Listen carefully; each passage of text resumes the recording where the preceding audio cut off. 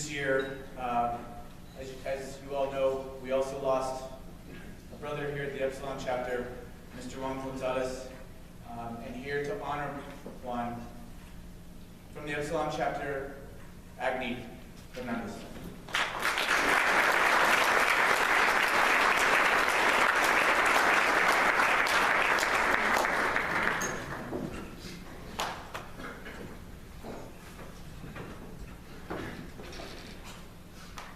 I first want to thank Eric and the committee, the rest of National, all of you for being here, visiting Fresno. So let's give yourself a round of applause.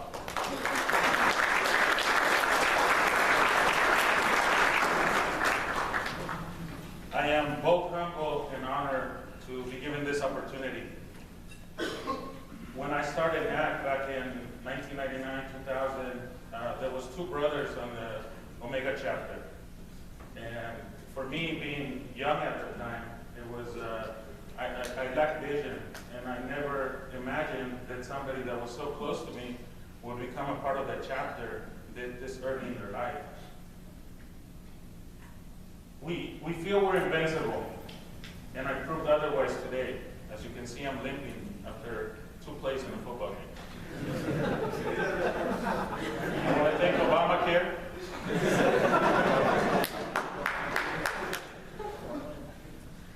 There's 3 things that I want to touch on tonight, and that is who Juan was, who he was to us, who he was to his community, and who he was to his family. I will talk about his death and what it meant to me and what it meant to our chapter and to the rest of the fraternity, really. And I also want to talk about what can we learn from this, if there's anything that we can learn from a death. Before I get into that, though, let me tell you who I am. Some of you might know me from your nightmares from pledging.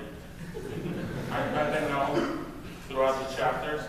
The Stanislaus, I heard they got a surprise tonight, but you know, they still scream my name at night sometimes. You might also remember me from a couple of Sanfes and a couple of brothers that walked away without an eyebrow or 2. I hope we can get past that. I also been known to antagonize National, so Eric and everybody else, I apologize for that. I will continue. I crossed at the Epsilon chapter in 2000. My number is Epsilon Eta number 96. There was 13 of us, and Juan was Epsilon Eta number 94. So he was just one shoulder away from me.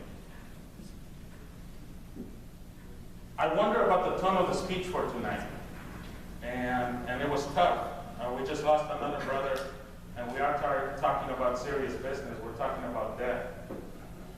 But I realize that we're NAC, and that his legacy will move on, and that we have to be who we are, and that we will miss Juan as he was in those terms.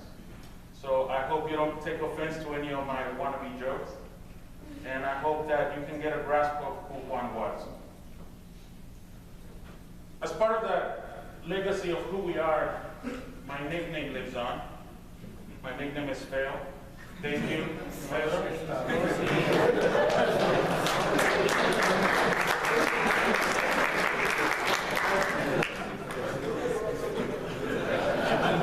He lost his hair after that, so be careful with those nicknames.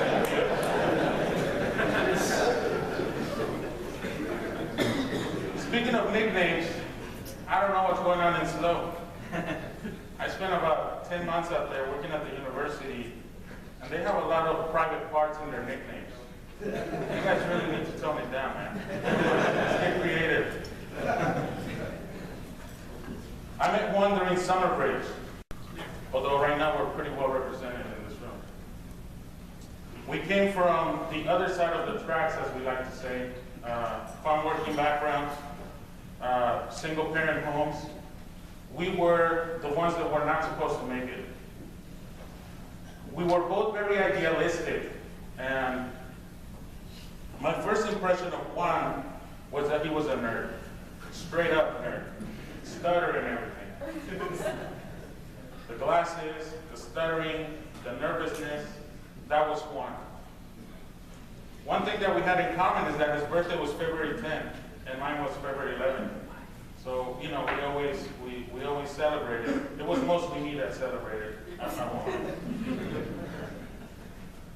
Juan grew up in Tulare. If you came from Southern California and you drove by it, you probably missed it. It smells like cow. If you missed it on your way back, you will figure it out.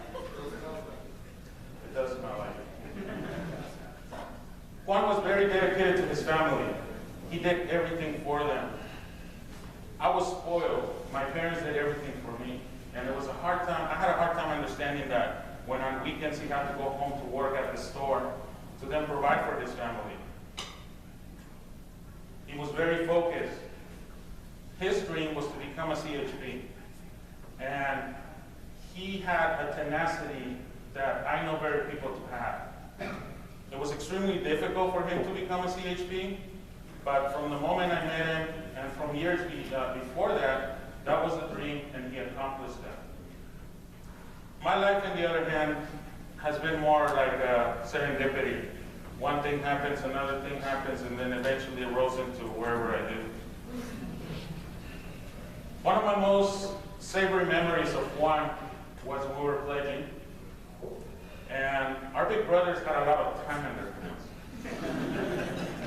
So they would stop us at my apartment. They would stop us at my apartment. They would sit outside in the truck, and they would drink beer, and they would just hang out. We were pretty savvy though, so we always found a way around it. We would let them hang out there for hours. And then one day, his phone was green because he had a green Honda 1994 souped up. It was a very nice vehicle. And his phone was green to match his car. And around 12, 1 o'clock at night, the phone rings. And we're all laying around, talking shit, making jokes. And Juan's laying on the ground, the phone rings, so you see the light go off. He jumps into his knees, and in this stuttering, he goes, Big Brother Frank, Big Brother Frank! And Big Brother Frank, who's present today, happened to be calling us. The rest of us began laughing. And here's the reason why. Big Brother Frank was actually my personal big brother. But he was the nicest guy. So there was nothing to be nervous. But Juan was Juan. So Juan started freaking out. You know, so like, Big Brother Frank, Big Brother Frank. It's Big Brother Frank. With time, he calmed down. And, you know, he started becoming more at ease. I questioned whether he would finish pledging with us, and I definitely questioned whether he would become a CHP.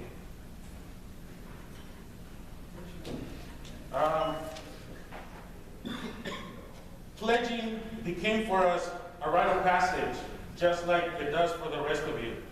It's becoming men. We become men through the pledging process. We learn a lot of lessons that serve us not just in the university, but as we want to become professionals.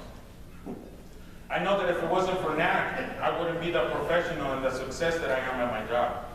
Just like a lot of you, like a lot of us. Juan stood strong, and he survived through many difficult nights. We hold the record for pledging here in Fresno. It was 6 months. 3 days short of 6 months. It's something that we're proud of. The other thing that we hold the record for, my class, the 8 class, is that we're the only class that crossed all the pledges that it started. And for 13 pledges, that's quite an accomplishment. That's how strong we were. What pledging taught us is that you have to deal with life in its terms. And that's why when Juan passed, even though I knew this lesson, it was very difficult for me to get through it. I got a call around 9 o'clock in the morning Houston time. I live in Houston. And it was my pledge brother, Hector. And I'm like, what the hell is Hector calling me at 9 o'clock in the morning? It's 7 o'clock in Fresno. And the reason why he was calling me because the news had come out.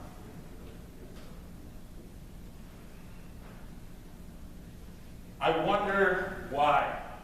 Why Juan? Why not me? Juan was a great man. Juan was a man that took care of his family, took care of his community, had great goals, had achieved them, was a man of success.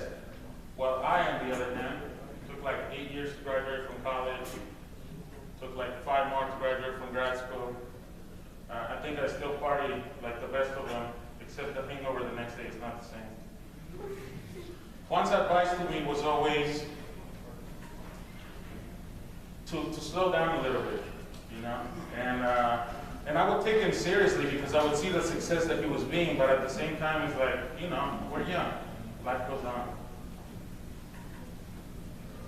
There's a story that my mom used to tell me when I was a kid. I don't know if some of you have heard it. It's a Mexican story. It's the story of Macario. Anybody knows Macario?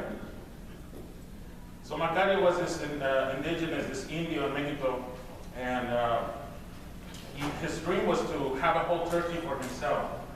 And he was really poor, so that was a big deal for him, to have this whole turkey for himself. So his wife was able to purchase a turkey and give it to him. So Macario cooked it, went out to the woods, and he was going to eat it. And then God showed up, and God asked Macario, can I have part of your turkey? And Macario said no. And then the devil showed up, and he asked Macario if he could have part of the turkey, and Macario said no. And then death showed up, and he asked him if he could have part of the turkey, and Macario said yes. And the reason why he said yes is because death is fair. It will come to all of us, and we have to take it in its terms. What I think we can learn from Juan's death is that he was a great member of our community. He was a great member of NAC. He was giving back. And what I hope that you can take as young people and as alumni is that we have to give back. NAC is not 4 years of college or 6 like in my case. NAC is for life. And we have to give back to our community like Juan did. We have to mentor each other. We have to support each other. Because one day, we're all going to be gone. And as we begin to lose these brothers, we will remember what it was, and we will miss them dearly. We need to take the step to become even stronger. We have created somewhat of a culture of negativity, where we put each other down when we don't participate enough. Let's not worry about that. Let's worry about supporting each other. I will take the advice that Juan gave me. I will follow in his path and all the greatness that he brought to the valley. And I challenge you to do the same. So if you'd like to know more about Juan, feel free to talk to us. He was a great man.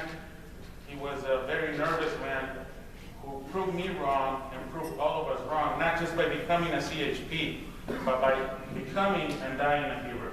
Thank you.